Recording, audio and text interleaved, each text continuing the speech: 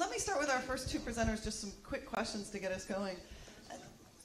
I'm very interested in this idea of automated stories, especially after the earthquake last week in Los Angeles, when the LA Times automatically generated a story where the sentence was kind of already written, but they filled in the blanks with the location and the Richter scale number. And that really hit me personally as an Angelino. I started to appreciate how automated stories have a pretty valuable place. Do you know how many newspapers like the LA Times are doing that now? How prevalent that is? To be honest, is it on? Yeah. Well, to be honest, I actually don't know how many are being published. I mean, most of our stories are not being published. They're sort of going into private circulation for the people who care about those data. But I thought that was fantastic, absolutely. And I think there's a lot of low-hanging fruit there. I mean, I want to be clear: the technology that we build is not that kind of Mad Libs technology. There's a lot more going on under the hood in terms of how to organize what you're going to say and how to say it. But really, I love that stuff. I think it's great. It's a simplistic example, but I think most people can relate to it right away. Go ahead. One of the most innovative bots or automatic news things that I've seen lately is the New York Times Fourth Down bot, which actually shows comments on whether or not a coach should have gone, according to statistics, for to go for the fourth down in American football. And we had a little spin-off of that. Somebody at WNYC, Noah Veltman, a couple of weeks ago made the Nail Biter bot, which actually tweets out an NCAA basketball game if it's within 8 points in the last 3 minutes of a game. So you can follow Nail Biter bot, and it'll let you know. But these are computers who are letting you know about news in the world, whether it's earthquakes or sporting events. I think it's exciting to have computers second-guessing us anyway. Do you think we'll see sensors on people? Could we put a sensor on the president to find out his health status? Could we put a sensor on journalists and war zones to find out if they're okay? That's actually already going on. Yeah, right. And the could part of that is, there's no question. Yes. I've got, at least not including my phone, I've got 2 others on me already. Yeah, sure. Obviously it raises a whole lot of issues. And issues that we deal with all the time, actually, when we're thinking about these things, about privacy, about where you are, about security, of course. Absolutely.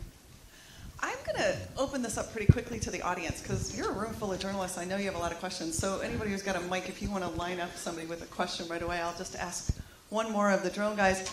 Internationally, can you talk about the laws around drones, since that's such an issue here? Is that as much of an issue in other countries as here? There's a lot of countries. I know that the drone laws in Europe are very similar to what they are in the U.S. And in the countries where the laws are a bit more ambiguous, I was in Turkey last year. I wanted to bring my drone. I didn't, and the person who did got it shot down by the police. So over a crowd, the police fired plastic bullets at a drone, knocking it from the sky, and that's the risk when you're in a country that's kind of, I understand. So flying robot. It happened in Russia too. They shot at another octocopter in Moscow.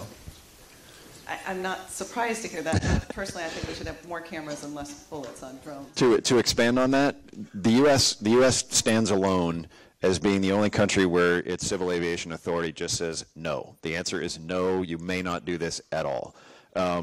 Canada has rules that will allow you to use them under very limited circumstances. The BBC has a drone unit in their global services unit. They have 2 licensed pilots under UK Civil Aviation Authority laws. They don't use them very much in the UK. They go to other countries. Parts of Scandinavia, parts of Europe have laws that will allow it, but all under very, very limited circumstances. Australia is actually one of the furthest down the road on this. They actually have drones that are flying over Australian rules football games, like the wire cams that you see in U.S. stadiums. They do that with drones. And the weird thing to me as an American is that the Civil Aviation Authority in Australia, CASA, will not allow the drone operators to fly over the crowd. They have to stay 5 meters in the field. But over the really, really expensive professional athletes, no, go ahead. Just fly all you want. And I'm thinking of how much insurance am I going to need to fly over a $120 million quarterback? And not only that, how thick of armor on the car do I need if I were to clip that $120 million quarterback during a game and knock them out. I would need a tank to get out of town. And don't take out any soccer players. No. While we're still on drones, what was it? Go. Oh yeah, a friend of mine and I have been working on drone projects for the past several years, and I guess the question I always ask, because I've played with these things, is why do we want to use rotor-based drones when we could just use lighter than air balloons? Mm-hmm. So what we're actually looking at is GPS, 3G and 4G data connection, using a blimp with a camera so it can get several hours of airtime, but using a cellular network so it can be controlled anywhere in the world. It just seems like a balloon's going to be much, much safer than. It is, unless it's windy. And then you pretty much have got to lasso that thing down somewhere to keep it from flying away. And that's always been the problem for me. I mean, I'm in the Midwest, so a light breeze is 15 or 20 miles an hour, and most of the lighter than air ships would just be in the next county. So balloons are another thing. The public labs are doing really interesting things with balloons and balloon mapping, but they have to tether them to the ground to be able to make that work. There's all kinds of really interesting stuff. Actually, for my purpose, like my background is as a data journalist, and I'm interested in using these things for gathering data and mapping, and even like LiDAR and multispectral imaging and things like that. And for that, you want fixed-wing aircraft, and they can stay aloft for as much as an hour. It's just a much bigger challenge to be able to do that. And I can fly this inside. I can't fly that fixed wing inside here, not without hurting anybody. Quick question for Nick before I take the audience. Is Google thinking about integrating with some of these cool sensors and drones and anything you can share with us? That's pretty far outside my pay grade, so I'm not sure I could actually. I hope that would be interesting, but yeah, I don't know. I'm sure it's coming soon. Maps and Earth have actually worked with public labs on some of their mapping projects and pulled it in there. They've been able to supplement the image layers that they've used for their different products, and they've used some of these citizen science-based imaging projects to bring in really high-resolution stuff on a given spot. Fantastic. Thanks, Matt. Okay, where's my first question up here? Hi, I'm Chip Stewart. I'm a professor up at TCU and a lawyer, so I'm just thrilled with the discussion about law. And I just want to say +1 to everything you said. We do need to be challenging these and watching our state legislatures. Grave damage being done to the First Amendment. One of my concerns here is not just the legal, though, but the ethical, particularly as a journalist. And you mentioned some safety concerns there. What are some of your concerns regarding wearables and drones when it comes to, say, private property, citizens' rights of privacy, and doing journalism? Go ahead. The first thing I want to say is this whole Google Glass privacy debate that has dominated Google's press. It's BS, man. It's total. You're wearing a camera. Another on your face. +1. Yeah, you're wearing a camera on your face and that lights up, and you have to tell it to take a picture. It's much easier for me to take a picture with my cell phone and my watch, apparently. So, in terms of drones, and I'll definitely defer to Matt after this. It's there's a story of someone who flew an AR drone Parrot over their neighbor's backyard, so they had to build a big fence. But the argument that the person with the drone said is, if I built, a staircase up to my garage, I could see your backyard anyway, and I could take pictures with whatever. So why is a drone changing this? And I'll pick up on that. The courts have generally agreed that the First Amendment gives us a right to photograph in public places, which is why we can walk outside here on the street and we can take pictures and we don't have to worry about anything. Nobody has an expectation of privacy on a public street or anything like that.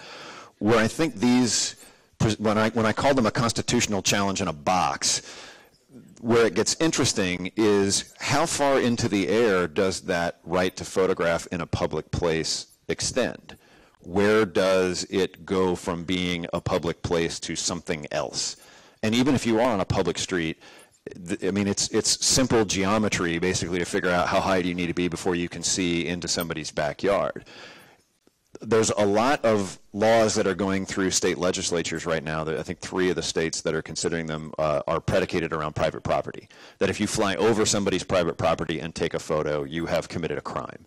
One of them is civilly actionable.